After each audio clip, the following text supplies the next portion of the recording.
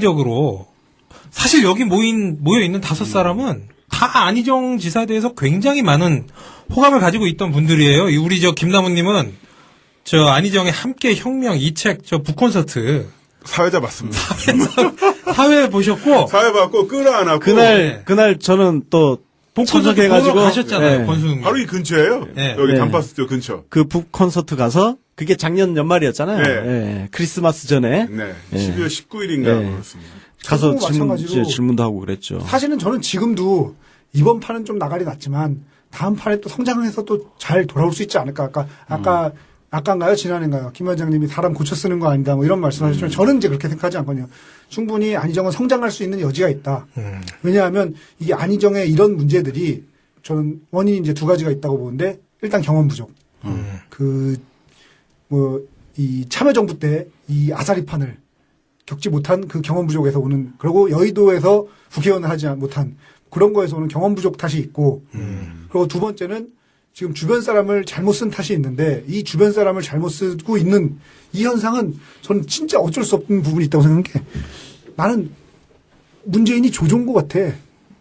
다 데려가. 뭐 쓸만한 사람 있으면 진짜 다 쫙쫙 빨아들여가지고 데리고 갈 사람이 없는 거예요. 그러다 보면 이제 그런 상황에서 펼쳐지는 일이고, 사실 다음번으로 넘어가면 그 사람들이 안쪽으로 넘어갈 여지들이 있다고 저는 보기 때문에 그렇게 어차피 문재인 끝나고 나면 그 사람들은 뭐 같이 옥세를 할 수도 없는 거고. 근데 정치는 근데 아니요. 모르는 거예요. 그 부분은 정치는 몰라. 안희정 지사 나이가 거기 64년생이에요. 그러니까 한국 나이로 54살이야. 그 사람을 뭘 어떻게 새로 고쳤어. 그 나이면.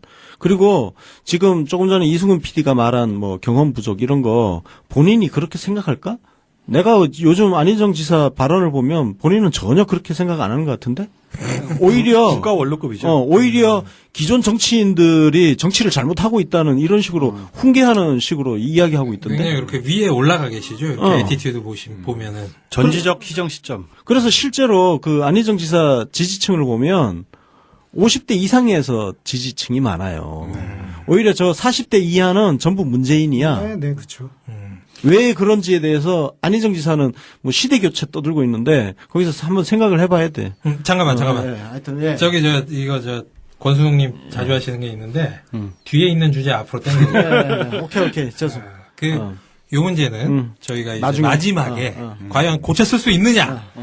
뭐 요 부분에 대해서 디테일하게 다루기로 하고, 원래 제가 진행을 했던 게 발언. 각자 개인적으로 제일 충격이었던 발언이나 행동, 이런 것들을 한번 소개를 해보고 논해보는 시간을 가지도록 하겠습니다. 먼저 우리 방송에 처음 출연하신 김나무님부터. 저는 먼저 그 안희정의 함께혁명 북토크 콘서트를 진행을 봤던 사람으로서 예.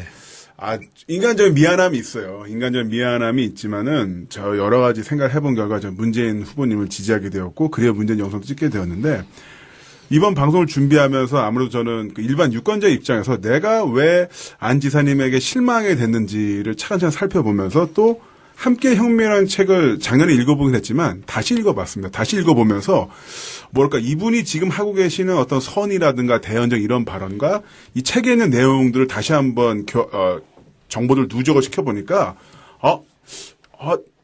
이분은 원래 이런 생각을 갖고 계셨구나라는 생각을 갖게 되더라고요. 아까 이제 권순욱 부장님 말씀하신 것처럼 어떤 종교 지도자, 힐링 전문가 같은 느낌이 난다고 말씀하셨는데, 그 책 239페이지를 보면은 세월호 관련 사건을 언급해서 이런 부분이 써 있어요. 세월호 특별조사위원회의 진상규명 노력은 온전히 보호받지 못하고 있다라고 하셨고, 그러면서 이제 누가 옳은가라는 논쟁보다도 무엇이 옳은지 토론할 때다.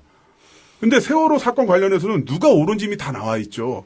세월호 유가족이 옳고요. 세월호 유가족들의 그 한을 풀어주고 진실을 규명하는 걸 방해하는 정부 여당과 정부 기관, 그리고 청와대가 잘못하다는 거 다 나와 있습니다. 네, 그걸 뭐 더 논의할 게 있나요? 네, 논의할 게 없죠. 그리고 그 다음 페이지에는 유병헌 씨 일가나 구원파 문제가 우리의 반성과 되새김의 핵심일 수는 없다. 아니, 왜 우리가 반성해요? 그게 왜 우리야? 유병헌이 반성해야죠. 그 일파가. 그러면서 비정규직 선장과 몇몇 선원들의 무책임을 처벌하는 것으로 우리의 반성이 끝나서는 안 된다. 우리 반성할 거 없어요. 대통령의 잘못된 처신이나 청와대, 정보부처의 무능 대처가 핵심적 반성 사안 중에 하나인 것은 분명하지만 그것 또한 세월호 사건에 대한 우리 사회의 반성과 학습의 전부가 될 수 없다. 우리가 반성하고 우리가 학습할 필요가 없습니다. 아니에요. 우리는 어디까지나 피해자 범주에 들어가는 사람들이고 대통령과 비정규직 선정과 몇몇 선원들과 구원파 일당 그리고 그 주변을 둘러싼 해경이라든가 이 사람들이 바로 청산돼야 될 대상, 반성해야 될 대상이지 이 사람들의 반성을 왜 우리 같이 껴들어가서 해야 되는지 전 이해를 할 수가 없었는데 그 말씀하셨던 최근에 얘기했던 그 선의 발언과 함께 생각을 해보니까 어떤 그 정책 전문가 아니면은 그 정치 지도자로서 구체적인 액션 플랜을 내놓기 이전에 우리 다 같이 반성합시다. 아니면 최근에 말씀하셨던, 역시나 모든 그 귀결은 사랑이 핵심이 아니겠습니다. 뭐 이런 말씀도 하셨잖아요. 그런 것처럼, 좀 뭔가 그 종교적 도그마의 안에서 지금 현상을 분석하시는 게 지지하는 분들에게 좀 그 마음에 상처를 내게 하는 게 아닌가 생각해 봤습니다. 뭐냐면 그 대연정 발언 같은 경우도 아니면은 뭐 3년 임기 단축 같은 경우도, 쌍용 자동차 해고 사태가 2009년에 발생했어요. 네. 그래서 지금까지 26분이 돌아가셨는데 26분 돌아가신 게 정확히 카운트된 거고 연락 두절되거나 이혼하거나 아니면 사라진 분들은 몇백 명이 된지도 알지도 못해요. 저는 2009년, 2010년부터 현장에서 저도 나름 활동을 했었는데 그거 결국 7년인가 지나서 우리나라의 법과 제도로 해결된 게 아니라 그 인도 마한드라 회장이 야 쟤들 불쌍하다 복지시켜줘라 이걸로 해결이 됐습니다. 그렇죠. 우리나라의 법과 제도로 해결 안 됐어요. 그런데 그나마 2007년도부터 이제 정규직으로 복귀가 된다라는 얘기만 나오는 분이지 8년이 지났는데 결과적으로 가시적인 성과가 안 나왔어요. 조그만 그죠 뭐 일개 민간 기업 회사에 수천 명 해고됐고 수십 명 죽은 것도 8년 걸려도 해결이 안 되는데 대한민국의 누적된 적폐를 청산하는데 3년? 그것도 그나마 대연정? 어떻게 해요 그러면? 그러면 해경이랑 박근혜 이명박이랑 협력하면서 그 자유당이랑 협력하면서 언제 그 적폐를 다 청산하면서 이거를 할 수 있을 것인가? 저는 논리적으로 생각해 봤을 때 이게 가능할까? 네. 아니 왜 그런 부분에서 아예 그냥 뭐 범죄자랑 같이 수사하자고 그러죠. 그렇게 되는 거죠. 네. 네. 그러니까 범죄자랑 같이 범죄 수사하지. 복수가 하자는 게 아니라 복수를 하자는 게 아니라 이 망가진 시스템을 복원을 하려면은 여기에 대해서 뭔가 이제 본인이 강하게 밀고 나가셔야 되는 부분이 있는데 근데 이제 그분이 항상 하고 얘기하는 게 충남도에서는 여야가 같이 대연정을 해서 연정을 해서 굉장히 이 얘기를 잘했다 이렇게 말씀하세요. 맞습니다. 근데 지방자치제라는 것은 지자체의 그 선결과제든 지역에 살고 있는 지역 민생, 안전, 경제에 관한 것이니까 여야가 그렇게 다툴 이유가 없어요. 제가 충남도의회 입법 예고를 보니까 충남도 건설기계 공용주차장 설치 및 운영에 관한 조례, 충남도 교육청 초등학교 생존수영교육 지원 조례안, 충청남도 청소년 정보와 엮이는 청정지역 조성 조례안. 여기에 대해서 여야가 막 심도 있게 싸울 일이 있나요? 그런데 국가 단위에서 여야의 적이라는 거는 공수처는 어떻게 할 것이며, 그 다음에 모병제, 징병제 어떻게 할 것이며, 국가정보는 어떻게 할 것이며, 복지정책도 있고, 비정규직 문제는 어떻게 할 것이며, 이거를 모두 다 대연정의 틀 안에서 할 수 있을까요? 누구는 완전히 모든 걸 다 잃어버릴 수도 있는데, 상대편 쪽은.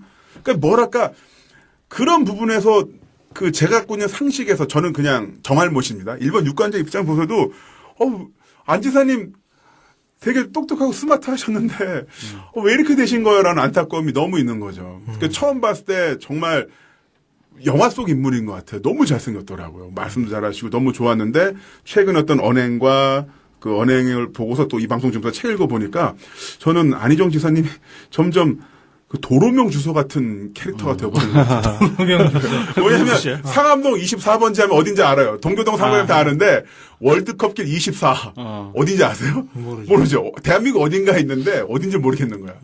그런 부분이 정말 아쉬운 거고요. 하지만 진짜 저는 뭔가 안 지사님 뭔가 조금 더 50대 초반이긴 하지만 좀 더 뭔가 바뀌어서 모멘텀을 다시 한번 찾았으면 그런 바람이 있긴 합니다. 기도해야 돼. 기도합시다. 기도해야 돼. 50대 초반을 바꿀 수 있는 기도뿐이요. 여기 지금 충남도 이야기하니까 안희정 지사가 맨날 자랑하는 게 그러니까 일종의 여소야대 의회하고 뭐 협치를 잘했다고 자랑을 하는데 제가 그래서 살펴봤어요. 충남도 같은 경우는 새누리당 27, 더민주 11, 무소속 2. 근데 여기보다 아주 심한 데가 있어. 어디냐면은 강원도 최문순 지사.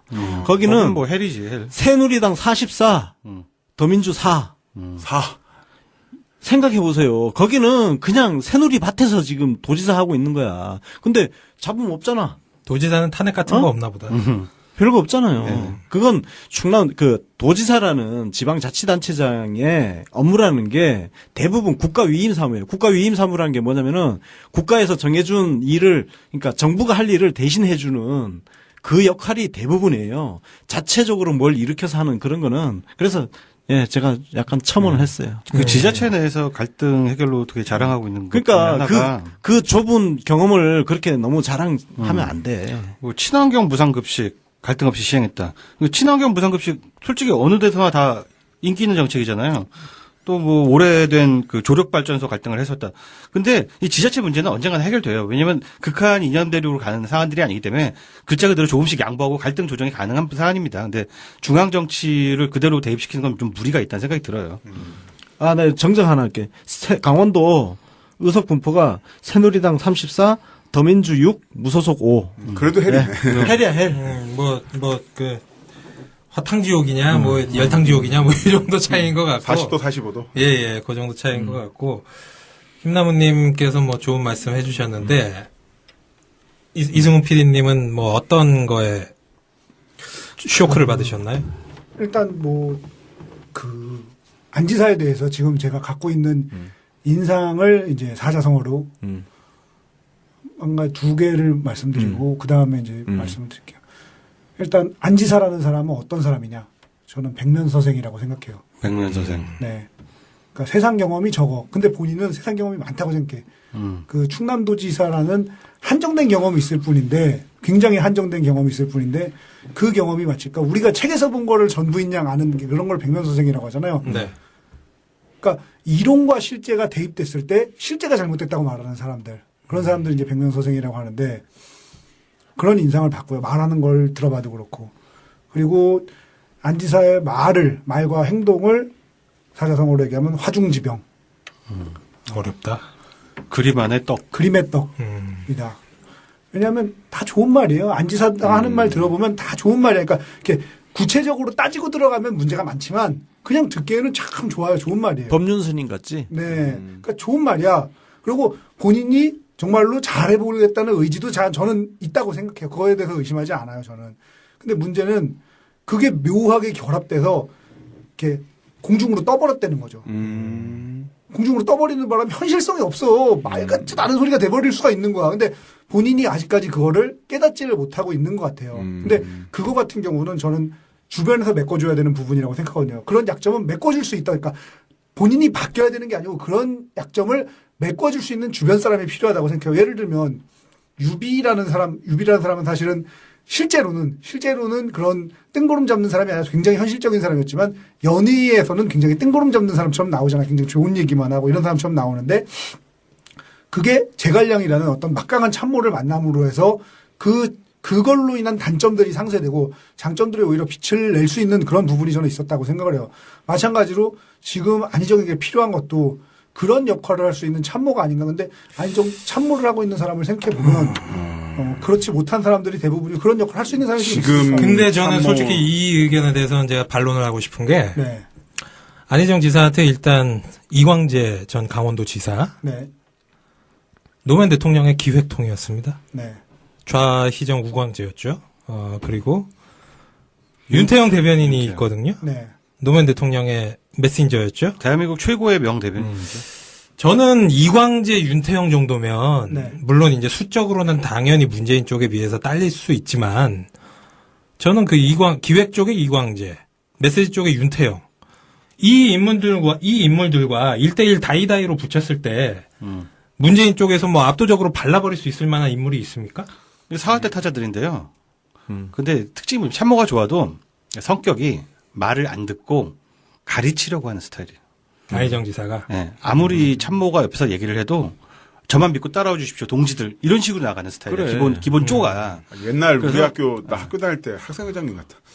실컷 듣는다? 그럼. 참모들 얘기 열심히 들어오고 뜨거운 마음으로 들은 다음에 하지만 이번엔 저를 믿어주십시오, 동지들이요. 이런 스타일이란 거야. 저희 그 이승훈 PD님이 하셨던 그 뚱구름 잡는 이야기가 생각나는 게 그 예전에 얼마 전에 시사인 인터뷰에서 이런 말씀하셨어요. 모든 사람들이 뭘 해주겠다고 총통 선거하듯이 얘기하는데 나는 민주주의 공화국의 대통령 후보로서 비전을 이야기하고 있다. 나를 뽑아주면 다 해결해 줄 것처럼 말하지 않는다.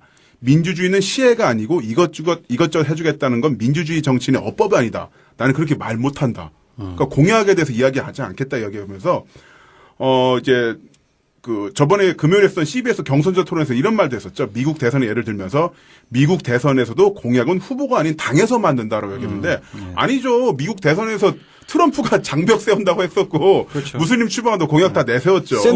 샌더스는 어땠는데? 샌더스도 샌더스하고 썼는데. 힐러리도 공약 갖고 싸운 거 아니야? 그러니까 이제 안 지사님은 민주주의의 중요성, 가치를 강조하면서 자신의 공약은 민주주의다라고 얘기하는 아까 부장님 말씀하신 것처럼 법률 스님 같은 말씀, 어떤 돌아가는 이야기가 되는데 편한 건 아닙니다. 죄송합니다. 그런데 이런 부분들이 뭐랄까 아니 이 사람이 되면 어떤 게 세상이 바꿔진다는 것을 알고 그 사람의 공약을 보고 공약에 대한 어떤 구체적인 계획을 듣고서 표를 주는 건데 진보나 아니면 야당 쪽에 속하는 사람들 입장에서는 나의 공약은 민주주의입니다라고 하면은 아니 누구는 민주주의 아닌가요? 바른정당에서 나오는 자유당에서 나오는 사람도 민주주의 후보라고 하죠.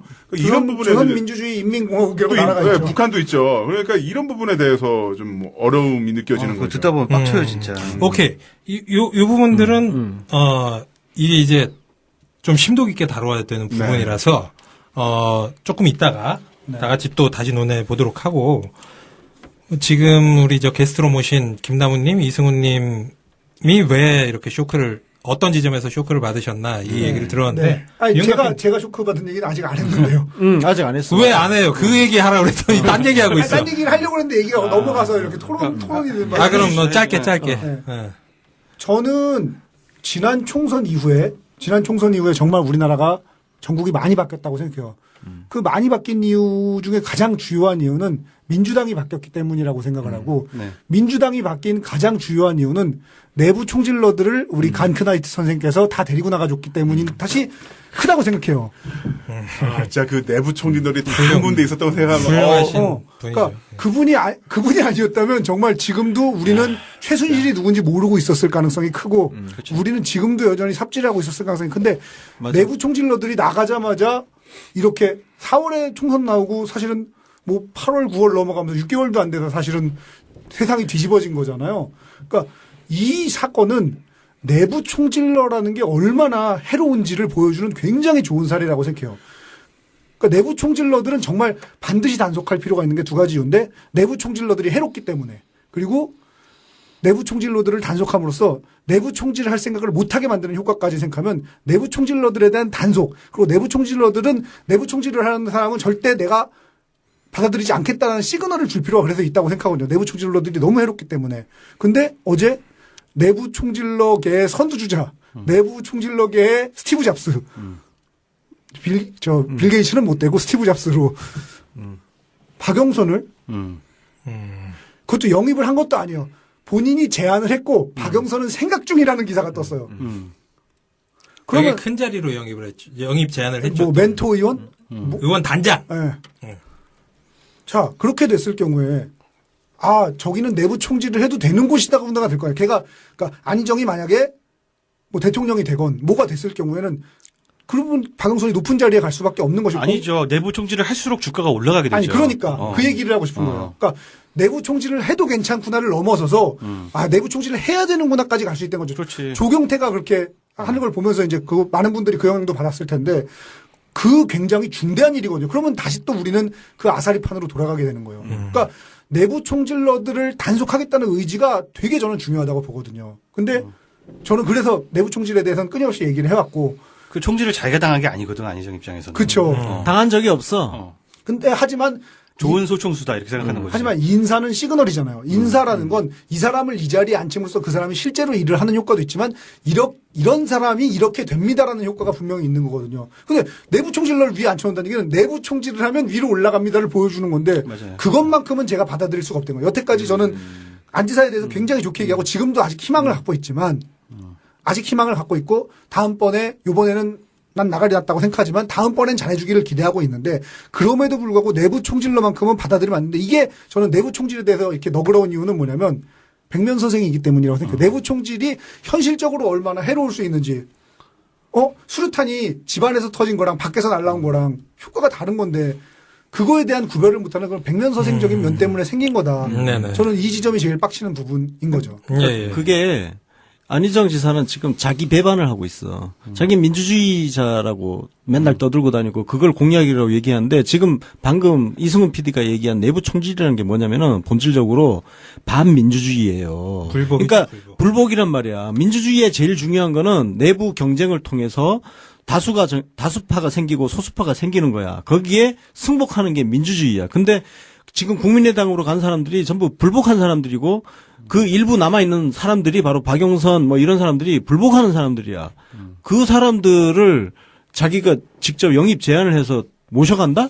그건 자기가 민주주의자 떠들면서 이거는 이해가 안 되는 행태인 거지. 그러니까 권 부장님의 말씀에도 약간 이승훈 PD의 말씀에 첨언하자면 말씀하신 것처럼 어떤 정책이 아니라 아니면 인사로서 분명히 해당 행위를 하거나 했던 그런 사람을 중책으로 데려가면서 본인은 공약을 내놓지 않고 공약이 민주주의라고 하면서 또 다른 후보들이 공약을 내는 것에 대해서 총통 선거하듯이 한다.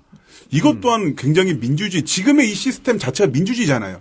당내에서 그 대선 후보를 뽑는데 경선을 하고 있는데 총통 선거하듯이 한다라는 말 자체가 이건 굉장히 어떻게 본다면 악의적이야 이거는 나쁜 거야. 쇼킹한 표현이라 생각이 듭니다. 아니 뭐 그럼 뭐 미국 대통령 선거도 뭐 총통 뽑는 선거였습니까? 아니 그럼 자기 혼자 민주주의자고 나머지 다 총통 독재자냐고. 아니, 근데 저는 그 부분은, 그러니까 그 부분 같은 거는 잘 받아들였던 이유는 뭐냐면 저는 싸움을 하는 과정에서, 그러니까 지금 어쨌든 경선이란 건 어떤 싸움의 과정이니까 싸움의 과정에서는 다소 무리수도, 그러니까 그게 옳다, 잘했다가 아니라 그런 무리수도 던지고 말도 안 되는 짓도 해. 근데 그게 끝나고 나서도 똑같은 짓을 하면 그 사람은 이제 용서할 수 없는 내부 총질러가 되지만 싸움의 과정에서 저는 그러는 것까지는 받아들이려고 해요. 그러니까 그걸 좋다. 그래서 그 사람을 지지한다는 그래, 아니지만. 현실이니까. 네. 그러니까 싸움, 더군다나 뒤진 입장에서 그냥 이대로 끌려가면 지는 거니까. 그러니까 안희정은 전부 자기 말을 배반하고 있다고. 지금 이승훈 PD처럼 선의로 해석을 해주면 선의로 네. 해석해주면 이해가 되는데 근데 안희정을 선의로 이해를 하면 그 말하고 배치가 된다니까? 자, 뭐 잠깐 조금 복잡해지는 것 같은데 네. 일단 그럼 두 분 그거 이게 너무 쇼킹들이 많아가지고 네. 두 분한테 얘기 들었는데도 엄청나게 많은 얘기가 나왔는데 윤가피님은 어느 부분이 제일 쇼킹이었나요? 저는 뭐 지금 거론된 얘기들은 많이들 거론이 되었고 다들 해석들이 되었으니까 과거의 발언을 좀 하나 찾아봤습니다. 그 일명 패족 발언인데 패족 선언문 같은 거예요. 2007년 12월 26일에 그 페이스북에 이런 글을 남겼습니다. 그 글의 후반으로 가게 되면요. 그 참여정부의 공들에 대해서 성과에 대해서 쭉 길게 늘어놓고요. 그러나 우리의 이 노력이 국민과 우리 세력 다수의 합의의 지지를 얻는 것에 실패했습니다. 이런 얘기를 합니다.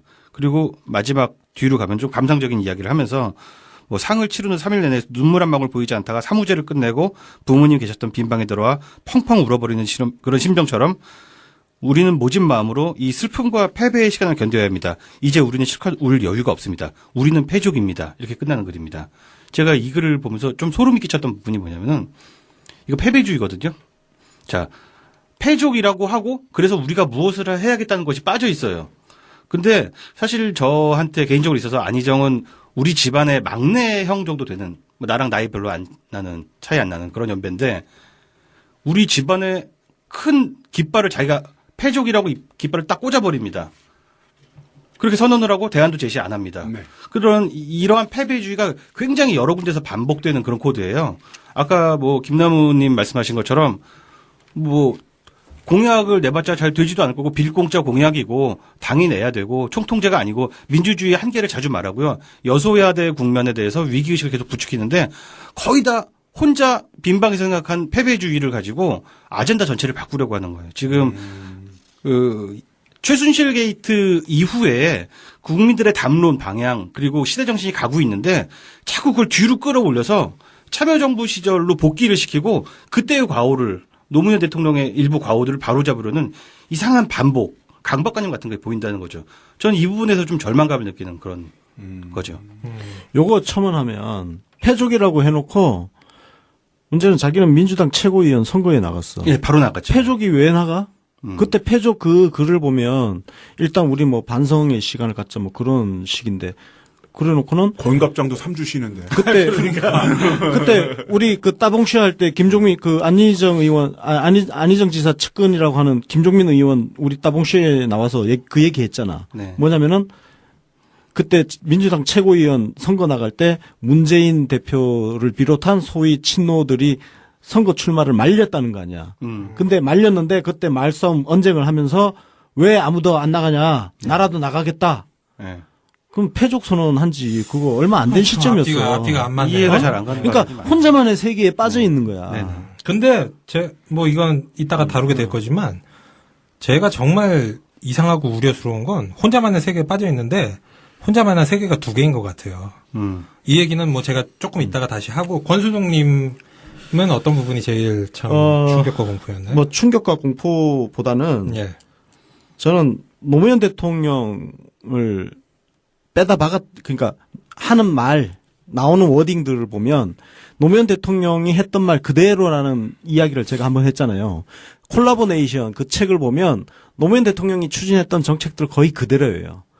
근데 지금 내놓은 것 중에 노무현 대통령을 굉장히 오해하게 만들 수 있는 것들이 너무 많다는 거야. 적어도 나도 노무현 지지자로 살아왔던 사람인데 뭐 안희정 지사는 자기 마음대로 자기가 뭐 노무현의 장자라 그러는데 아니 뭐 나는 장자 못 되나?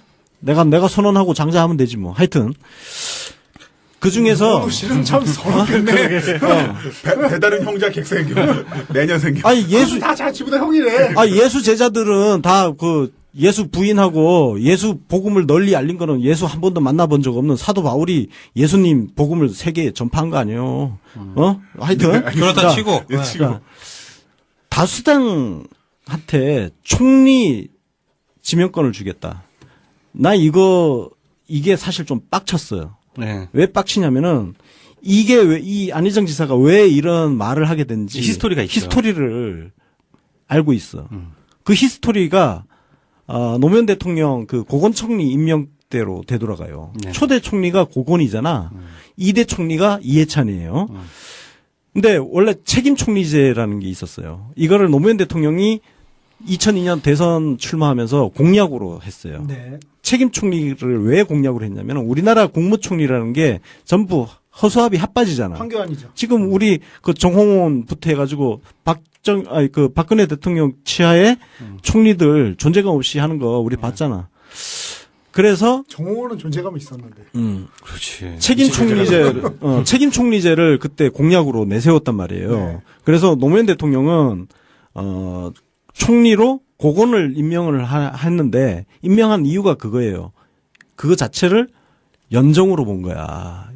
일종의 연정으로 본 거예요. 뭐냐면은 이게 노무현 단독 정권이 아니고 다양한 정파를 아우르는 정권이라는 걸 보여주기 위해서 색깔이 다른 소신이 다른 고건을 총리로 임명한 거예요. 그리고 코드 인사라는 거에 워낙 시달리기도 했으니까 그런 프레임. 그리고 실제로 그 내각을 그 장관을 임명하는 과정에서 네. 고건 총리가 실제로 임명 제척권을 제대로 행사를 했어요. 그 노무현 대통령이 그렇게 하게 했으니까.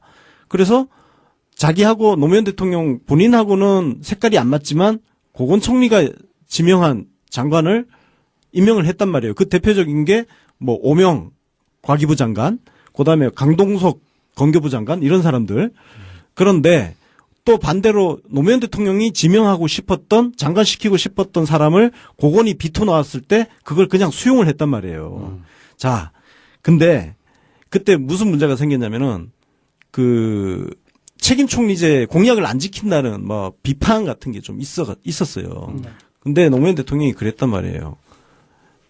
여기는 대통령제야. 대통령제고 대통령제 하에서 토론이 되는 총리를 내가 임명을 하고 그리고 총리에게 자율권을 주겠다. 그런 취지이지 프랑스식 이원 집정부제를 하자는 이야기는 아니다라고 말씀을 하셨어요. 그게 핵심이죠. 예. 근데 지금 안희정 지사 이야기는 다수당한테 총리 지명권을 주겠다? 이거는 프랑스 이원 집정부제 하자는 거예요. 동고정부. 자, 이거는 뭐 지금 다수당이 더불어민주당이 일당이니까 그럼 더불어민주당이 갔냐? 안 해요. 예를 들어서 한번 보세요. 더불어민주당을 제외한 나머지 정당이 예를 들어서 하나로 합쳐버리면 그 가능성 없다고 보세요? 합쳐버리면 거기가 다수당 되는 거예요. 그럼 총리 가져가고 총리가 장관 지명하고 하면은 그 정권 되는 거야. 더불어민주당은 야당 돼버리는 거예요. 야당이 연정했을 경우에. 왜 자기 마음대로 지금 우리나라 헌법은 대통령제예요. 국무총리는 대통령을 보좌하는 직에 있다고. 근데 왜 그걸 자기 마음대로 헌법을 이걸 위헌이라고 말하기도 딱히 하지만 우리 그 위법과 탈법의 차이가 있잖아요. 근데 위법과 이거는 탈법과 비법은 다 다르죠. 똑같은 거야. 헌법을 사실상 변칙적으로 운영. 변칙적으로 예. 이거는 굉장히 위헌에 가까운 발상이에요. 난 이거를 자기의 엄청난 그 정치 철학에서 나온 대연정하고 연결되어 있는 건데 그 막 평화로운 세상, 사랑이 넘치는 정치, 화합, 분열 없는 정치 그런 모토 아래서 나온 거 네 알겠는데 자, 헌법 안에서 놉시다. 그게 마음에 안 들면 헌법을 개헌론에서 제안을 하면 되는 것이지 자기가 대통령 되면은 그렇게 하겠다? 누구 마음대로? 주권자들한테 물어보지도 않고 자기 마음대로? 그러니까. 예. 아니, 그러니까 그렇게 얘기했는데 뽑히면 뭐 주권자들이 추인했다 이렇게 생각할 수도 있는 거죠. 그렇죠. 예.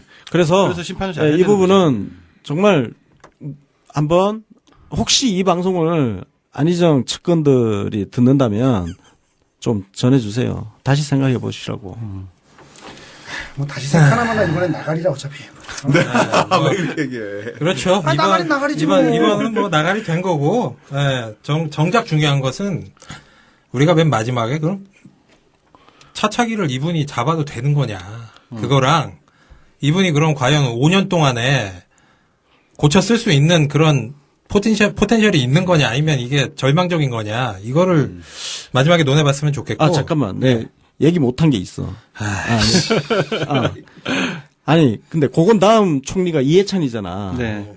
이해찬은 실세 총리로 불렸잖아요. 네. 그때 실제로 이해찬 총리가 내각을 거의 진짜 제대로 혼자서 통화를 했어요. 그리고 그렇죠. 노무현 대통령은 진짜 그 대외적인 업무라든지 국가 장기 비전 이게 안희정이 그렇게 하겠다는 거거든. 그때 노무현 대통령이 실제로 했는데 그때 이해찬 총리는 여당 총리였어요. 그러면 소속이 열린우리당. 그러니까 노무현 대통령하고 철학을 같이 하는 사람이 했단 말이야. 그러니까 그 가능한 습관이 거지. 있다? 지금 현재까지의 그 정치의 진도 있잖아요. 그 거론된 이야기들 거기다가 꼭 한 발자국 더 나가려고 그래. 그래. 그러니까 화해를 얘기해도 뭐 대통령으로서 이제 선의를 인정한다는 것도 꼭 이명박근혜를 예를 들어서 한 발 더 나가려고 하는 습관인데 거기서 사고가 나요 항상. 그리고 또 하나 발상이 그래. 노무현 대통령은 고건 총리 임명을 실패한 인사라고 분명히 규정을 했어요. 네. 정리된 거야.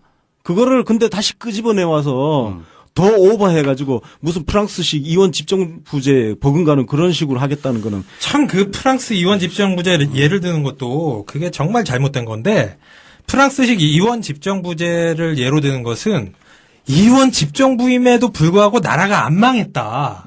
이런 그 뉘앙스에서 인용을 하는 거지. 이원 집정부제 자체가 바람직한 정치 체제라는 게 아니에요. 그 얼마나 그게 힘든데요. 아니 지금 개헌 특위에서 이원 집정부제 하자고 그러잖아. 그리고 안희정 지사가 내놓은 다수당한테 총리 지명권을 주고 내각을 꾸리겠다 하는 것도 사실상 이원 집정부제를 이야기하는 거거든. 근데 심지어 프랑스에서도 세 차례 동고정부를 하고 와 이렇게 해서는 안 되겠다 해가지고 그걸 지금 고치려고 한단 말이야. 또 하나 중요한 거는 그런 지도체제라는 거는 사실은 이게 참 구태의연한 얘기지만 역사와 전통이란 게 되게 중요하다고 생각하거든요. 그 나라 사람들의 그런 오랜 동안 박혀온 관념, 그 나라 시스템이 어떤 식으로 굴러왔는가 이런 게 되게 중요하다고 생각하는데 우리나라에서는 단 한 번도 그래. 우리나라는 영토 자체가 좁기도 하거니와 워낙에 그냥 한 놈이 다 해먹는 거였어요. 늘. 그런 사람들은 늘 그렇게 생각하고 있고 오죽하면은 무슨 박근혜를 공주라고 생각하는 사람이 있질 않나. 이런 것들이 사실은 그런 전통에도 비롯한 면이 있거든요. 근데 그냥 그 나라 제도가 좋아 보인다고 해서 들여온다고 그게 단순히 되는 게 아니라 우리나라에 오랜 쌓아온 이런 것들이 있는데 우리나라는 사실은 나라도 좁지만 기본적으로 강력한 중앙 집권 정부가 딱 다스리는 그런 나라에 쭉 뭐 조선시대 고려시대 어딜 가도 그렇기 때문에 그냥 그렇게 하는 게 어쩔 수 없이 현실적 그러니까 이게 최선이라기보다는 이렇게 갈 수밖에 없는 측면이 있는데 뭐 맨날 무슨 독일이 어쨌든 독일은 나라가 막 몇 개로 쪼개져 있었던 독일은 원래 거고. 연방이잖아요, 네. 연방. 프랑스도 마찬가지고 이게 나라마다 다 다른 건데 그걸 무리하게 갖다 붙이려고 그러니까 그런 거. 아니 그렇게 저 제도가 좋은 줄 알면 천황제 당장 폐지하고 뭐 여왕 없애고 영국에서 여왕 없애고 일본은 천황제 폐지하지 그런 짓을 왜 하냐? 그거는 사람들의 머릿속에 그런 것들이 박혀 있기 때문에 그런 거를 단시간 내에 바꾸는 게 어려워서 그런 거잖아요. 그리고 그 민주주의자를 항상 이렇게 네. 들먹거리시는데 민주주의자의 관점에서 본다면 개헌 관련해서 국민 여론조사 하면 압도적으로 4년 대통령 중임제가 제일 많이 나오고 내각제에 대해서는 거의 안 나옵니다. 제가 알기로 최근 10년 동안 여론조사에서 개헌과 관련된 여론조사는 항상 4년 대통령제 대통령 중임제예요. 그게 가장 많았어 10년간. 뭐 딴소리 하고 기본적으로 있어. 여러 가지 어떤 자료, 팩트, 현상 이런 거에 대해서 안희정 지사님은 그 일반적인 흐름과 다르게 본인만의 어떤 스타일로 해석을 하시니까 그런 부분에서 스트레스가 받는 것 같아요. 저는 최근에 가장 받았던 건 뭐 하나만 더 첨언하자면은 그 이런 말씀도 하셨어요. 그 촛불 민심이 통합을 바란다고 말한 적이 있었는데 언제 누가 아니 그러니까 그게 실드 쳐보시죠. 그게 다 비로 아니 실드 칠 게 아니라 그게 다 참여정부 때 학교 다녀와서 그런 거예요. 그러니까 통합은 수학시간에 당연히 떨어져서 이걸 그랬어. 과제지만은 지금 촛불 집회에 나간 1000만 명의 우리 이 시민들은 빨리 나라 바로 세우자. 그러니까 빨리 저 청와대 있는 사람 끄집어내고 그다음에 적폐 청산하자 이건데 그러니까 아까 윤가피님이 말씀하신 한 발 더 나가랑 마찬가지고요. 뭐냐면 통합하긴 해야죠. 통합하긴 되는데 일단 여기 좀 해결하고 통합을 해야지. 지금 어떻게 통합을 해요? 그 박사모 분들이랑 촛불 시민이랑 같이 통합할 수 있어요? 막걸리 마시면 통합되나? 강제로 끌어가면서 끌어가고 형님 그러면서 하면 되나? 형님하면? 저는 그 안희정 지사가 저는 그럼에도 불구하고 뭐 여기 있는 분들 다 마찬가지겠지만 안희정 지사가 나쁜 사람이라고 전혀 생각하지 않고 또 요즘에 어떤 분들은 야권 지지자분들은 이제 진정성 자체에 대해서 의심을 하는 분들도 굉장히 많아졌는데 저 또한 진정성에 대해서는 의심을 전혀 안 합니다. 나도 그래. 근데 우리가 저 영화 같은 데 보면 정말 나빠서 나쁜 짓 하는 악당보다 더 바람 캐릭터가 있어요. 어떤 바람 캐릭터냐? 졸라 착해. 근데 막 속 터지게 만들어. 속 터지게 만들고 이거 저 빨리 미사일 발사해가지고 때려 잡아야 되는데 무슨 악당 이런 거죠 지금 응. 악당 여기 잡혀 있어.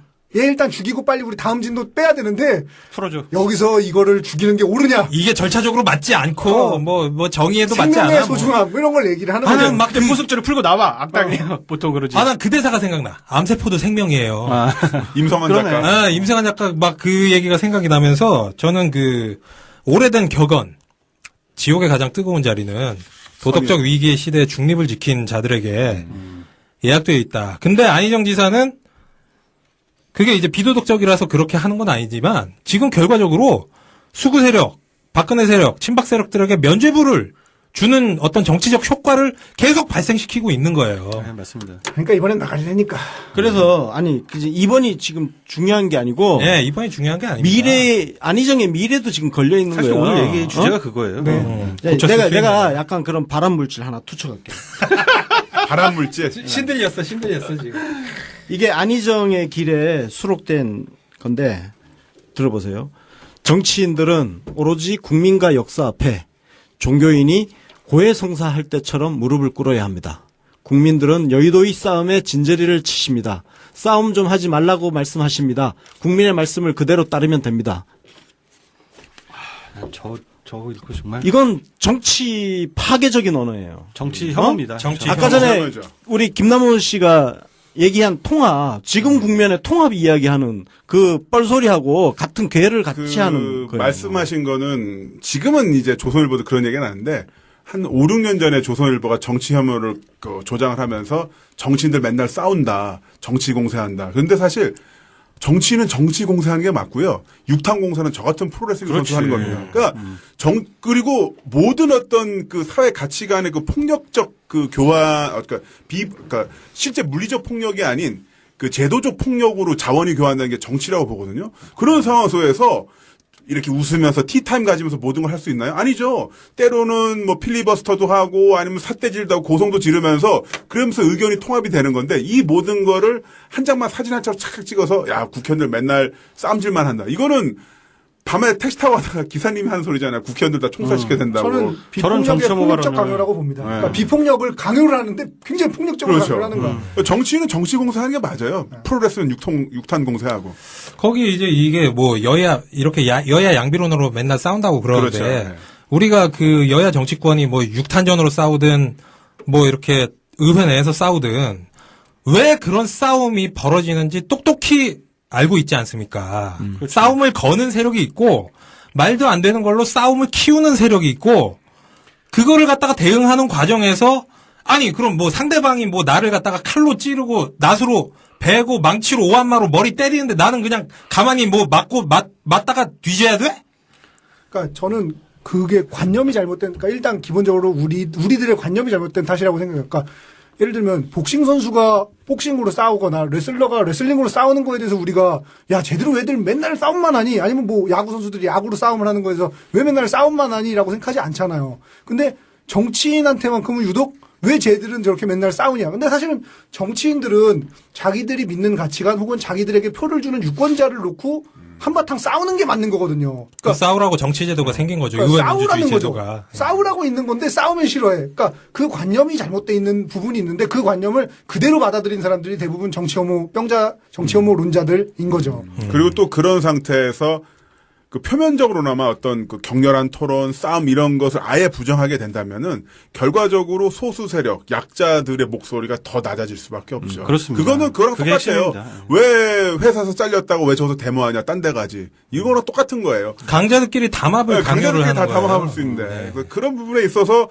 지금 이제 부장님이 읽어주신 부분이 물론 안희정 지사님이 정치 혐오라고 생각합니다만 뭔가 좀 그런 위험한 뉘앙스가 계속 나는 게 야당 지자 입장에서 경험 부족이라니까. 야당 저는 지자 입장에서 그러니까 이걸 다 경험을 하고 나서도 똑같은 소리라면 그때는 전 버려야 된다고 생각해요. 그땐 나가리인데 사실은 안희정은 그 참여정부 아사리판에도 경험 없고 여의도 경험, 그러니까 싸운 경험이 없는 거 늘 이렇게 좋게 뭔가를 풀어올 수 있는 위치에 있어서 자기의 왜 맞아. 사람이란 게 그런 것처럼 자기의 경험이 세상의 전부인 것처럼 생각해. 야 내가 해봐서 아는 데가 사실은 그거의 핵심이잖아. 내가 도지사를 해보다 보니까 그냥 이렇게 잘 풀 수 있더라. 근데 사실은 그거 자기가 경험하지 못한 세계가 있다는 걸 저는 알면 안희정도 달라질 수 있다고 생각하니까 저는 안희정 아직까지 믿는 이유는 이거예요. 그러려면 네. 도지사 그만두고 이제 국회의원 출마부터 해야 될 것 같은데. 저도 그렇게 아, 저는 생각합니다. 여의도 아사리판 왜냐면은 경험하고 나서 거기서부터 시작해. 자기 뭐 정당 생활 30년 했다 그러는데 그거 다 보좌관 생활이고. 보좌관 생활 그다음에 최고위원 한번 했고. 그다음에 참여정부 출범하고 나서는 그냥 돈 닦았잖아. 5년 동안 네. 돈 닦았고 그리고 별일 없이 그냥 무난히 충남도지사 돼가지고 그냥 8년 가까이 지금 흘러온 네. 거고. 아, 내가 볼 때는 저 국민의당에 입당을 하셔서 그 정말 그 아수라장을 몸으로 겪고 이게 정치구나. 또 지금도 그러니까 이게 사실 어떻게 보면 안희정의 천운이기도 한데 문재인이 앞에서 몸빵을 다 해주니까 찬바람 맞을 일도 없었잖아. 지금 아니, 나는 정말 화가 나는 게 정말 이전까지 이 더 민주당이라는 당이 정말 아수라판이었고 그 와중에 노무현 대통령도 그렇게 희생이 되신 거고 유시민 씨 같은 경우에는 그 린치를 당하다 못해서 당을 하나 만들고 국참당으로. 예. 신촌에 이거를 있어서. 다 문재인 대표가 정리를 해줬단 말이에요. 정리를 해줬는데, 내가 볼 때는 꽃길 그냥 쫙 깔아줬더니만, 뭐 말도 안 되는 소리 하면서, 그렇게 하는 거야. 약간 재벌 2세나 재벌 3세 마인드죠. 아까 전에 그 백면 선생 얘기랑 똑같은 건데, 이게 사실 뭐 어떤 분들은 안희정 지사가 노무현 대통령 정권 시절에 그 대선 자금을 뒤집어 쓰고 1년 동안 복역한 거에 대해서 네. 부채의식들이 굉장히 많아요. 네. 많다는 많은 분들이 있어요. 근데 저는 이 시점에서는 그런 분들도 이제는 안희정 지사에 대한 부채의식은 놔도 된다. 놔야 한다. 놓고 객관적으로 평가를 해야 된다. 왜냐? 안희정 지사는 그 대가로 최고위원 됐고 충남지사 그래. 지금 7년 동안 잠깐 하고 있고 이 얘기하니까 받았습니다. 예. 이게 뭐 안희정 지사가 그 얘기 하잖아. 나는 감옥 가라면 감옥 갔다. 이거는 지금 사실 다시 되돌아보니까 아니 그걸 당해서 가라고 한 건가? 아니 사실 그때 뭐 자기가 그 자리에 있었기 때문에 혼자 간 게 아니라고. 그때 이재정 지금 현 네. 경기도 교육감 그다음에 이상수 전 노동부 장관 이런 분들을 그때 다 감옥 갔어. 정대철 씨도 뭐 아마 그때 대선 자금 수사 관련해 가지고. 그 그러니까 그게 그러니까 노무현 대통령 대신 갔다는 식으로 지금 비춰지는 거 이 부분은 좀 진짜 과장이 바로 잡아야 있어요. 돼. 이거는 과장이 있어요. 노무현 대통령 대신 간 게 아니에요. 네. 어? 예. 그냥 그 자리에 있었기 때문에 간 거지 노무현 대통령 대신 간 게 아니야. 왜냐면 대신 갔다 그러면 노무현 대통령이 그 불법 대선 자금의 주체라는 거잖아. 그렇죠. 뭐 감방 대신 갔다는 거. 예를 들면 얘기거든? 무슨 뭐 조폭 집단에서 뭐 이렇게 한 명 대신 빵에 보낼. 그래. 너 뭐 한 5년 충무에서 갔다 오면 장동건, 뭐. 충무에서 장동건 찌르네처럼. 아니 네. 그게 아니라는 거예요. 그게 아니거든요. 네네. 그건 아니죠. 그 저는 요새 보면서 그 만화도 떠올라요. 혹시 이렇게 두 개로 해서 어떤 남자애랑 어떤 여자의 그 삶을 이렇게 비교한 만화인데 외국 걸로 알고 있는데 번역된 걸로 알고 있어요.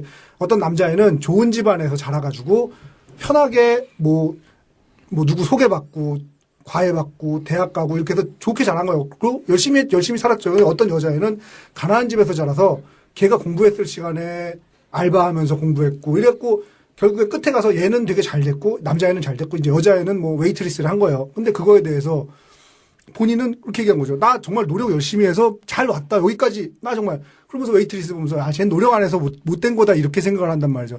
안희정 씨 마인드도 안희정 지사 마인드도 그런 부분이 분명히 있는 것 같아요. 그러니까 자기가 혜택 본 부분에 대해서 잘 알지 못하고 자기가 그 깔아준 아까 말씀하신 꽃길을 깔아준 거에 대해서 잘 모르는 것 같아요. 그래서 자기는 앞에서 누군가가 바람을 다 맞아주고 누군가가 고생을 했기 때문에 걸어왔던 평안한 길에 대해서 본인도 노력을 했겠죠. 당연히 본인도 고생을 많이 했고 그러다 보니까 본인은 이렇게 하니까 되더라 이렇게 강하게 주장할 수가 있는 거예요. 이렇게 노력하니까 보세요. 저 이렇게 하니까 도지사도 되고 도정도 잘하고 지금 몇 년째 1위 먹고 하는 거 아닙니까? 맞아. 라고 얘기를 그렇게 하게 되는 거죠. 그 얘기하고 그러니까 있어, 지금. 그래서 저는 찬바람을 맞는 경험을 굉장히 많이 할 필요가 있다. 아니 진짜 무슨 부모랑 형들이 진짜 못할 짓 다 당해가면서 겨우 이제 가문 집안 일으켜 세워가지고 이제 좀 집안이 좀 제대로 돌아가나 싶었는데 지지율 44%. 막내가 형들 왜 그렇게 살았어? 왜 그렇게 살아? 뭐 이런 식으로 왜 따지는 맨날 거예요. 싸워? 예, 왜 맨날 싸워? 왜 이렇게 고상하지가 못해? 저는 이게 너무 화가 나요. 나도 진짜 화가 나. 예. 문재인 대표 정말 그 온갖 욕을 먹어가면서 언론의 비판 얼마나 많이 받았어. 그 가운데서 지금 지지율 이렇게 나오는 거고 민주당 뭐 맨날 반사이익이 어쩌고 이렇게 떠드는 인간들 정말 많은데 반사이익도 정도껏이지. 총선 때 21% 지지받았던 정당이 44% 심지어 어떤 데는 49%까지 지지율 받는 거는 반사이익으로 어떻게 여기까지 오냐고. 잘했으니까 오는 거야. 아니 누구는 문재인 대표는 뭐 싸우고 싶어서 싸웠나요? 아니면 그러니까. 뭐 인격자가 아니라서 뭐 비인격적으로 정치를 했나요? 그러니까 우리 야권 자기만 지지자들이 인격자고 자기만 뭐 고결한 안희정 척하는 지사 거야. 때서 느끼는 게 바로 그거라고. 모욕감이야, 모욕감. 네, 모욕감을 우리가 느껴요, 싸워왔던 정말. 게 같이 우리한테 먼저 린치했던 놈들하고 똑같은 평가를 받고 있는 거야, 지금. 아니 씨 미르랑 WK가 선의로 만들었던 거래. 그러니까 제가 그 손석희 뉴스룸에서 네. 손석희 사장의 뉴스룸에서 원래는 그게 그 순서가 아니었는데 집요하게 손석희 사장님이 그 선의 발언에 대해서 물고 늘어진 게 내가 볼 땐 손석희 앵커도 모욕감을 느낀 거야. 아니 내가 JTBC 그 기자들이 진짜 피똥 싸가면서 밤에 잠도 못 자고 그러고 특종 취재하고 나는 거의 그 테러 위협 당하는 거 아니에요, 손석희 사장이. 지금도 집 앞에 쫓아오셨어요. 예. 근데 그 분들이 이렇게 다 거의 검찰처럼 수사를 하고 취재를 한 내용으로는 이건 절대 선의가 아니거든. 얘네들이 한 짓은. 이렇게 다 팩트를 만들어가지고 얘네들이 어떤 의도로 어떤 목적으로 이런 재단을 만들고 이런 비리를 했는지 자기네들이 다 이렇게 해가지고 이 판국을 만들어 놨는데 그게 선의라고 하니까 손석희 사장 입장에서도 얼마나 어이가 없겠어요. 그래서 손석희 사장이 그때 안희정 지사한테 그러면은 그게 정치인들의 그 선의를 무조건 봐달라는 얘기는 안희정 지사님이 대통령이 돼도 저희가 그 선의를 무조건 이해해 줘야 된다는 뭐 그런 말씀이십니까? 이렇게 얘기를 했어요. 하니까 답변을 제대로 못했잖아. 답변을 못해요. 못하지. 세계 지성 자기 입으로 세계 지성. 내가 하는 거를 통섭을- 선의로 이해해 주세요. 어떻게 말을 하겠어? 통섭을 해야 된대. 제가 이렇게까지 해도 못 알아들으세요? 이런 반응이 나오고요. 그 얘기 뭐 조금 너무 이따가 제대로 더워졌는데 하고. 예. 잠깐 자, 쉬었다가 쉬고 가자. 예, 근데 제가 요 얘기는 요 얘기까지는 하고 오케이. 이 얘기를 해야 이게 예. 정리가 마지막으로 되니까 할 게 너무 많아. 지금 여태까지 다 맞는 말씀 해주셨는데 여태까지 안 나온 부분이 하나가 있습니다.